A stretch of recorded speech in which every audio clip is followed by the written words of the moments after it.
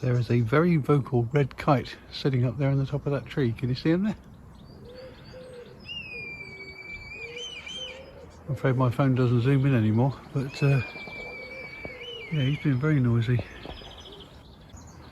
A crow or a blackbird has decided to perch on a branch directly opposite, or is it a magpie? It's hard to tell from here. But the kite's on the left there, top left. And the smaller bird is over on the right, underneath that toppermost droopy bit. Now I know kites aren't hunters, they're more scavengers, but nevertheless it does show some balls. That's a big bird of prey there. So they're just sitting there in a tree together, they're not going to do anything, they're not fighting, they're not paying each other any attention, nothing's happening at all. Sorry.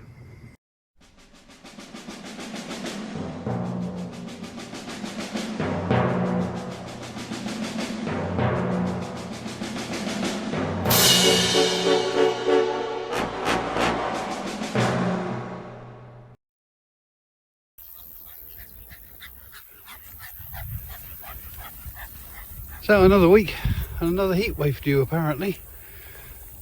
Yeah, it's actually quite mild at the moment. It's only about 23, 24, but apparently we're going to go up to about 29, 30, 31, possibly even 32 the next few days. So yes, the early morning walks again. Although today it's quite mild, so I'm actually out at about 9 o'clock in the morning. And so are a lot of other dog owners, I think, because they realise it's going to get hotter later. So let's go explore. I've been filming this field scabious, or gypsy rose as it's known, week on week to show you how it's developing. And yeah, most of the flower heads are now out and it's being loved by the bumblebees and the occasional butterfly. Yeah, it's a very popular little wildflower. A lot of beetles on the cow pasture today, and quite a few beetles having a bit of sexy time by the looks of it. How much of them are doubled up? Yeah, there seems to be a lot of this going on today. Must be the weather. It does seem to be beetles for cow parsley, flies for hogweed. It's all flies on here. I'll say that. See, my theory's been thrown out the window by a beetle here on the hogweed. Okay, scrub that. Well, we're at peak rosebay willow herb, I think. I think most of the flowers have come out now, and some of them are actually starting to go over. They'll turn into seed pods in due course. But my word, the bees and the butterflies like these. Look, bees everywhere here. Look, everywhere you look. Bloody look at this bindweed. Strangling everything, look. Every single plant is absolutely surrounded and strangled with bindweed. Wow. Pretty flower. But yeah, you wouldn't want that in your garden, would you? I'm not holding out much hope for this ash tree. Not a single leaf, not a single seed, not a bud, nothing. I think ash dieback has got into that one really badly. Whereas if I just move around 180 degrees, look at these. So much healthier, so much healthier. So it's a bit of a shame, but it happens.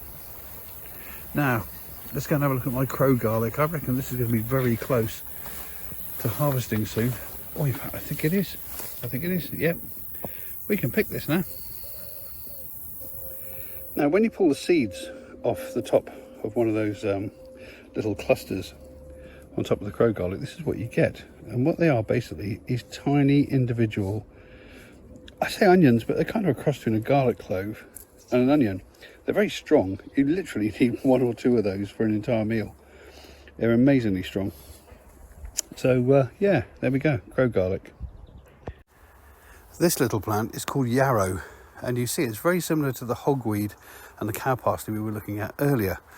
And that's because they're all members of the carrot family. The difference is this one's got quite feathery leaves, quite sort of ferny looking leaves. This one's nice to have in a tea or to eat, and there's some medicinal properties as well. The problem is, like most of the carrot family, you know, this one's okay and some of the others are okay, but there are some, like hemlock, which looks just like this and is deadly poisonous. So unless you really know what you're doing, just stay clear of them. Now that, dear listeners, is a walnut tree. And I've just spotted how many walnuts there are in it. and most of them are overhanging the common land and not in the person's back garden. Hello. Hello, Christmas. Lots of young helicopters there on the sycamore tree. Everything seems to be very prolific this year. I've mentioned it in a couple of videos before, I'll mention it again now. Every 4 to 6 years, trees have something called a mast year.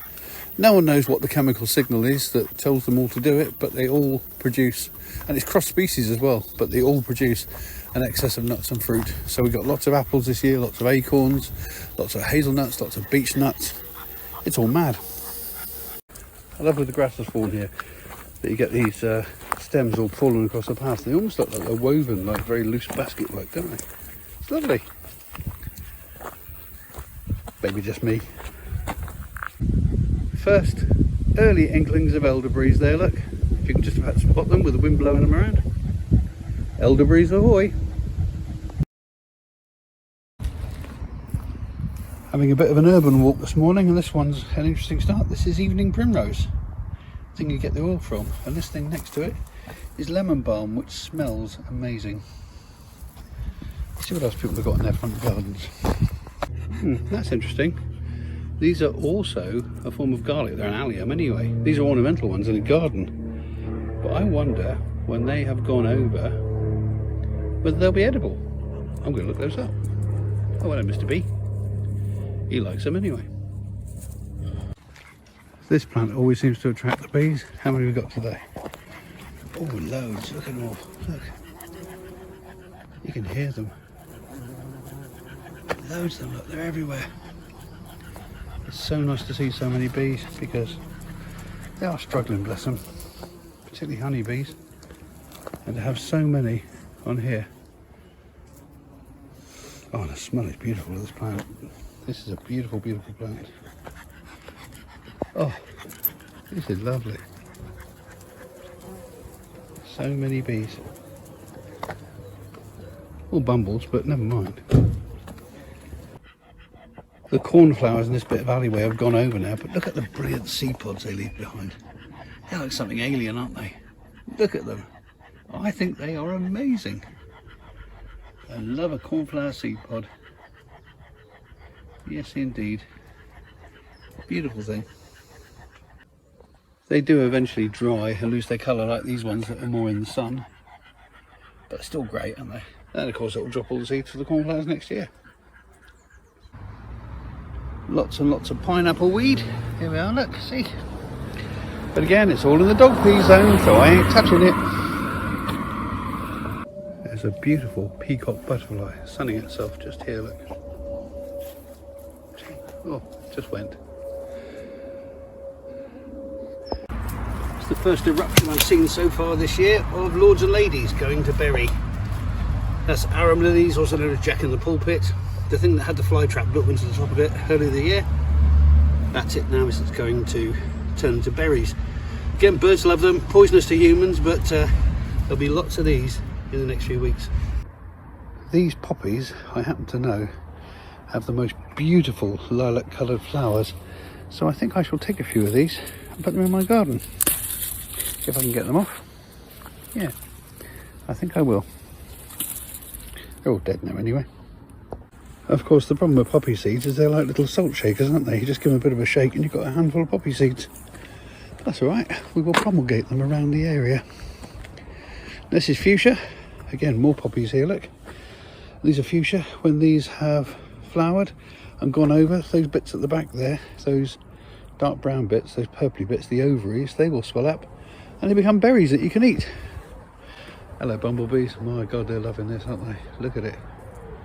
Loving this heather. Fantastic. This rather pretty plant is great willow herb. It's related to rosebay willow herb. And you'll see it's already started developing some of its seed pods, these long things here. They will eventually split open like a ripe banana and all these fluffy seeds will come out.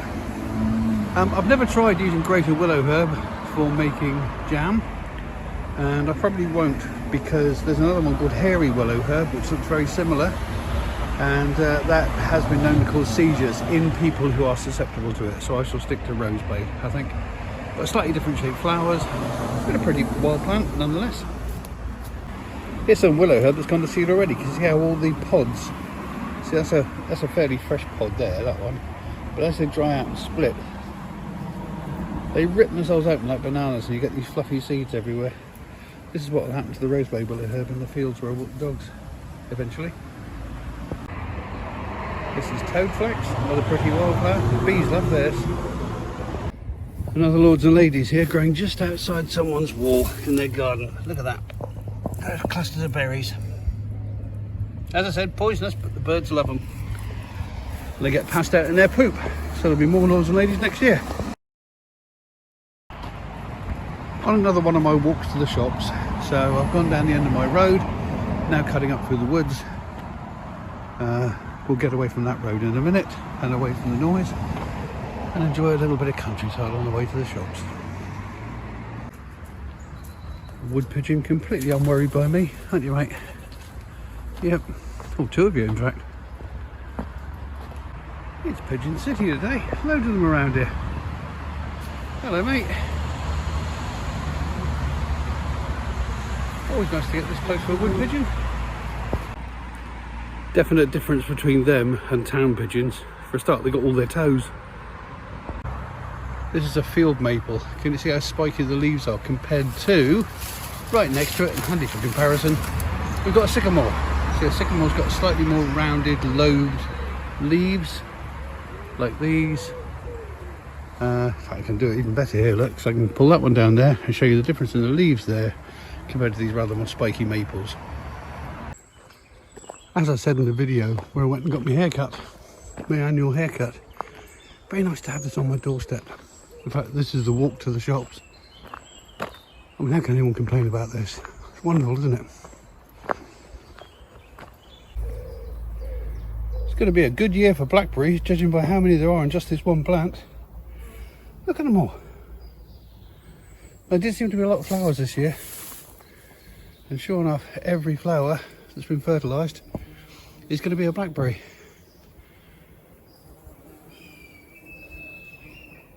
Fantastic. Sorry, there's a very noisy red kite in the background. Oh, and over here, look. We've got some cleavers, some sticky willy. That plant that you pull out the hedgerow and chuck at your kids' cardigan, sticks to their back. Now going over to seed, of course, it turns into these little sticky burrs. And these have all got, shame you can't see it with this, but they've got tiny little spikes on them, and they will stick to your clothing and your dog's fur. And they're a pain on the backside, but it's how the seeds get transmitted. Also, the inspiration for Velcro. The guy who invented Velcro saw how burrs were sticking to his clothes and decided to replicate it in plastic. And voila, Velcro. Here we go. Shops. And I've got to say, there's a butcher's here that's won so many awards. That one there, Halls of Hazelmere, do the best sausages. Do I fancy a sausage for tea tonight? I might. I mean, look away now if you're vegetarian or vegan, but oh my god, this place has got some lovely gear. I love an old-fashioned hardware store. This one's got everything, and it goes back and back and back. There's like the room at the front, there's this room next door where they bought the shop next to it, and it goes back about 3 or 4 different rooms. It's great. Walking back home now, and taking a different route. I'm actually walking down a different road on the back of those woods, and apart from all the jolly big houses with their big gates, it's still amazing how much woodland there is either side of the road. Look at it all. It's very green round here. Lots of big houses with big gates around here, and what looks like their own private woodland here on the side, although it's not fenced off at all. This is actually the main road between the towns of High Wycombe and Amersham and Chesham, which are 2 towns quite nearby, about 6 miles away. Actually, there is a bit of barbed wire there, so maybe it is private woodland. Yeah, there's definite barbed wire there, even with little bits of hazard tape, all that very perished, hanging on it. So that's obviously a bit of private woodland in there. I have to say, as a bit of an old hippie, I find the idea that anyone can own a wood, or can own a mountain, or can own a river, I find that a very difficult concept to deal with, because surely the land belongs to everyone, doesn't it? And yet, look, bye-bye behind me here. Yeah, surely the land should belong to everyone. But certainly in the UK anyway, we may be safe walking around, but there aren't that many wild places we can walk around, because something like 70% or 75% of the land in the UK is in private ownership, and we don't have a right to roam in England. They have one in Scotland, but we don't have one in England. So a lot of these spaces are completely closed off from us, which is an absolute crime, I think. There's been a long fight for many, many years, many decades, to introduce a right to roam. The problem is the very people who we're fighting against are the very people who are sitting in Parliament. It's all the lords and ladies and MPs and all the rich buggers who own the land. They're hardly likely to vote to let us walk all over it, are they? Hey ho.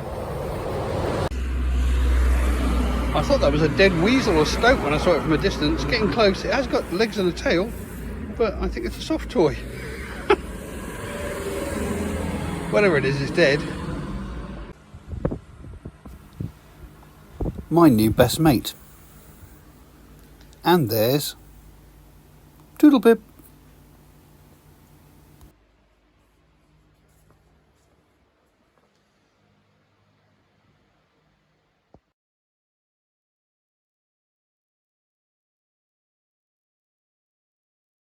If you've enjoyed this video, then please consider subscribing. Or click on some of these links to look at some of the other videos on the channel. Or press the like button. Or leave a comment. It would be lovely to hear from you. Any combination of those 4 things would be wonderful. Thank you very much.